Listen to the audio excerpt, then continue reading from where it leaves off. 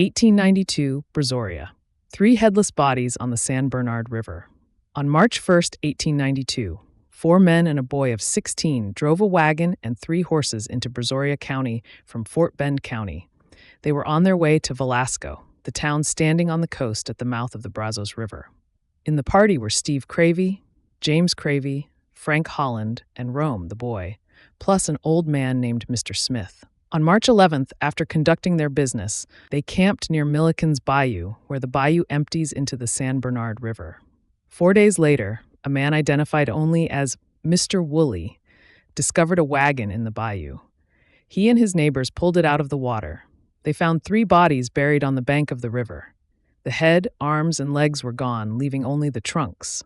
One body had a letter in its pocket addressed to Steve Cravey, so he was easily identified. The other was Old Man Smith. The 3rd body could not be identified. They didn't know if it was James Cravey or Rome.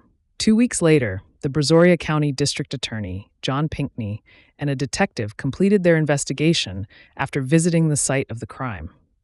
They talked to everyone who had met the men and found out that Frank Holland was from Luling, about 150 miles away from Brazoria, which was Brazoria County's seat in 1892. The county seat would be relocated to Angleton in 1896. Pinckney sent a telegram to Luling asking about Frank Holland.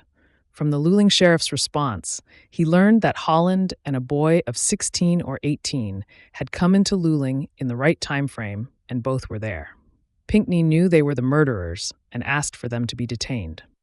When Pinckney and his detective got to Luling, Rome, whose name was Jerome Baker, and Holland were locked up and wearing shackles. Frank Holland, who had dark eyes and dark hair, was reportedly in a bad mood and gruff. Rome was scared of Frank, he said when they spoke to him alone.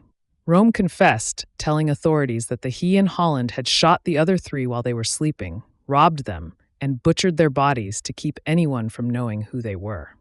The boy's mother begged that her son's life be spared because he was only 16. Pinckney agreed. However, he tried Holland for capital murder, and Holland was to be hanged. The boy pled guilty and went to prison for life. They had lawyers, but their lawyers had no testimony or evidence to mitigate what Holland and Baker had done. Sheriff R.M. Yerby, Brazoria County's sheriff, hung Frank Holland on the courthouse lawn.